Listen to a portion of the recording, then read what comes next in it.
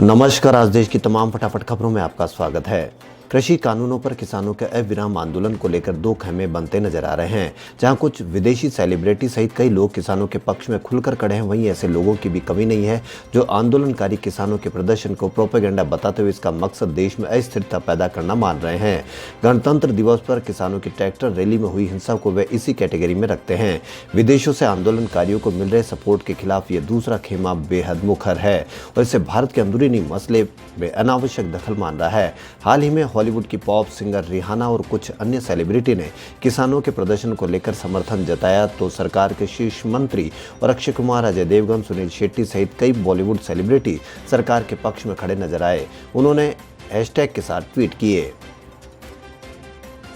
कांग्रेस के नेता राहुल गांधी ने आंदोलनकारी किसानों को दिल्ली में प्रवेश करने से रोकने के लिए मोदी सरकार की ओर से किए गए उपायों को लेकर बुधवार को कहा कि सरकार किलेबंदी क्यों कर रही है, क्या सरकार किसानों से डरती है। राहुल गांधी ने कहा कि किसान देश की ताकत है, सरकार का काम इनसे बात करना, समस्या को सुलझाने का है, डराने का नहीं। किसान पीछे नहीं हटेंगे, सरकार को ही पीछे हटना पड़ेगा, बेहतर है आप हट जाएं। चीन समर्थित नकली लोन ऐप के खिलाफ कार्रवाई करने की मांग संबंधी याचिका पर सुप्रीम कोर्ट ने याचिकाकर्ता को केंद्र सरकार को प्रतिनिधित्व देने को कहा है। सुप्रीम कोर्ट ने याचिका पर सुनवाई बंद की। गौरतलब है कि भारत के मुख्य न्यायाधीश की अध्यक्षता वाली एक बेंच ने सेव देम इंडिया फाउंडेशन नामक एक एनजीओ द्वारा दायर पीआईएल पर विचार किया था। उत्तर प्रदेश, हरियाणा और मध्य प्रदेश में हो रही पंचायतों से गाजीपुर बॉर्डर में चल रहे किसान आंदोलन लगातार मजबूत हो रहा है। एक तरफ नेताओं के बीच कृषि कानून पर संसद में चर्चा चल रही है तो दूसरी तरफ किसानों के समर्थन में जगह जगह पंचायत हो रही है। इन सब के बीच गाजीपुर बॉर्डर पर लगातार किसान आ रहे हैं और सरकार के अगले दाव का इंतजार कर रहे हैं। किसानों का कहना है कि जीत हमारी ही होगी, सरकार चाहे जितनी चाल चले। क्या खाप और किसान पंचायतें कृषि कानूनों के खिलाफ एक कारगर रणनीति साबित हो रही है। केंद्र सरकार ने ट्विटर को नोटिस जारी किया है। सूत्रों ने जानकारी दी। किसानों के नरसंहार वाले हैशटैग से ट्वीट करने वाले अकाउंट की बहाली पर यह नोटिस जारी किया है। गौरतलब है कि ट्विटर पर Modi planning farmer genocide hashtag चलाया गया था। सरकार ने ट्विटर को ऐसे अकाउंट पर कार्रवाई करने के लिए कहा था, लेकिन ट्विटर ने खुद ही ऐसे अकाउंट बहाल कर दिए।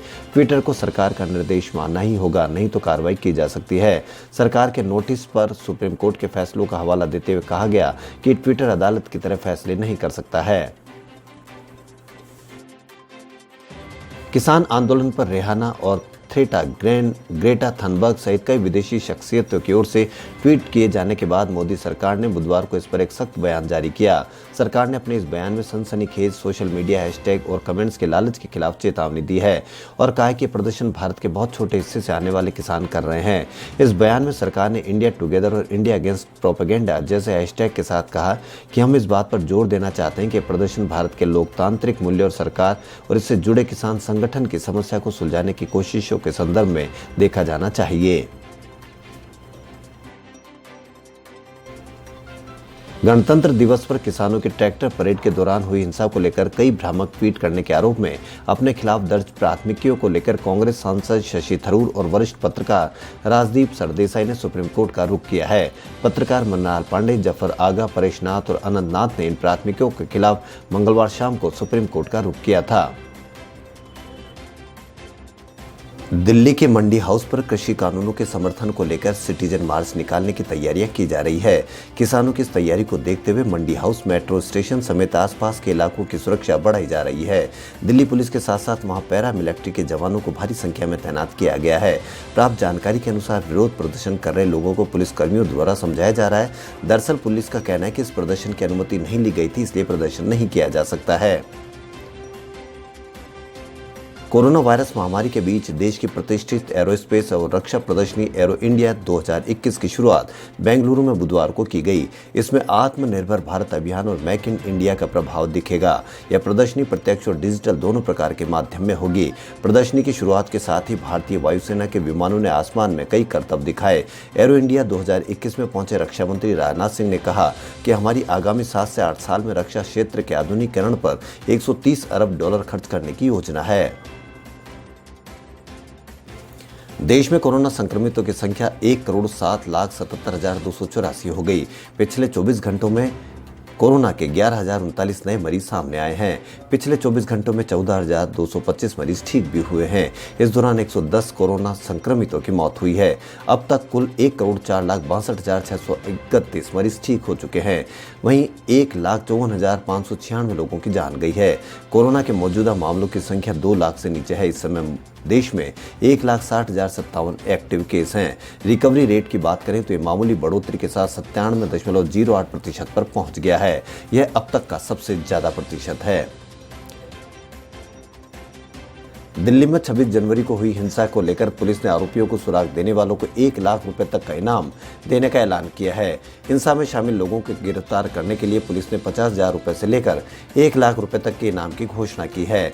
जानकारी के अनुसार दीप संधू, जुगराज सिंह, गुरजोत सिंह और गुरजत सिंह पर 1 लाख का इनाम का ऐलान किया गया है। तो वहीं जगबीर सिंह, बूटा सिंह, सुखदेव सिंह और इकबाल सिंह की जानकारी देने पर 50,000 रुपए की इनाम की राशि दी जाएगी।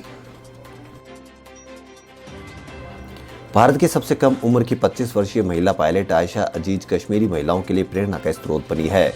साल 2011 में अजीज सबसे कम उम्र में स्टूडेंट पायलट का लाइसेंस पाने वाली छात्रा बनी थी। उस वक्त आयशा 15 साल की थी। उसके बाद रूस के सोकोल एयरबेस पर उन्होंने मिग-29 की उड़ान का प्रशिक्षण हासिल किया। इसके बाद उन्होंने बॉम्बे फ्लाइंग क्लब से ग्रेजुएशन की डिग्री हासिल की और साल 2017 में उन्हें कॉमर्शियल उड़ान के लिए लाइसेंस मिल गया। कोरोना काल में आर्थिक नुकसान के बाद मोदी सरकार ने केंद्रीय कर्मचारियों को बड़ी राहत दी है। सरकार ने सरकारी कर्मचारियों के लिए यात्रा भत्ता अवकाश योजना में कैश वाउचर स्कीम में नोटिफाई कर दिया है। इसका मतलब ये होगा कि अब इस रकम पर केंद्रीय कर्मचारियों को टैक्स नहीं देना होगा। इस स्कीम का ऐलान 12 अक्टूबर 2020 को किया गया था। पहले स्कीम केवल केंद्रीय कर्मचारियों के लिए थी, लेकिन बाद में इस योजना में प्राइवेट और दूसरे राज्य कर्मचारियों को भी शामिल कर लिया गया था। बिग बॉस के एक्स कंटेस्टेंट स्वामी ओम को लेकर एक बुरी खबर सामने आ गई है। कुछ देर पहले ही स्वामी ओम का निधन हो गया। वह बीते कुछ महीनों से बीमार थे। उन्होंने 3 महीने पहले कोरोना हुआ था, जिसके बाद उनका एम्स में इलाज चल रहा था। अब कुछ देर पहले उन्होंने अपने निवास एनसीआर के लोनी स्थित डीएलएफ अंकुर विहार में अंतिम सांस ली। मुंबई लोकल ट्रेन 320 दिन बाद फिर आम जनता के लिए दौड़ने लगी है। इस मौके पर ट्रेन में सवार होने से पहले एक युवक ने कोच के गेट पर माथा टेक दिया। ये तस्वीर सोशल मीडिया पर तेजी से वायरल हुई और उद्योगपति आनंद महिंद्रा को छू गई। उन्हें इस तस्वीर के साथ ट्वीट करते हुए लिखा कि यही है भारत की आत्मा। मैं प्रार्थना करता हूं कि हम इसे कभी नहीं खोएंगे। कोरोना लॉकडाउन में बंद हुई मुंबई की लोकल ट्रेन को 1 फरवरी से फिर से खोला गया है। लोग पहले की तरह तो नहीं, लेकिन तय नियमों के मुताबिक यात्रा कर रहे हैं। सोशल मीडिया में इसकी कई तस्वीरें वायरल हो रही है। लोग इसको लेकर भावुक भी हो रहे हैं। आनंद महिंद्रा ने इसे भारत की आत्मा बताया है। खबरों फिलहाल इतना ही। यदि आपको हमारा चैनल पसंद आए तो लाइक, सब्सक्राइब और शेयर अवश्य करें। धन्यवाद।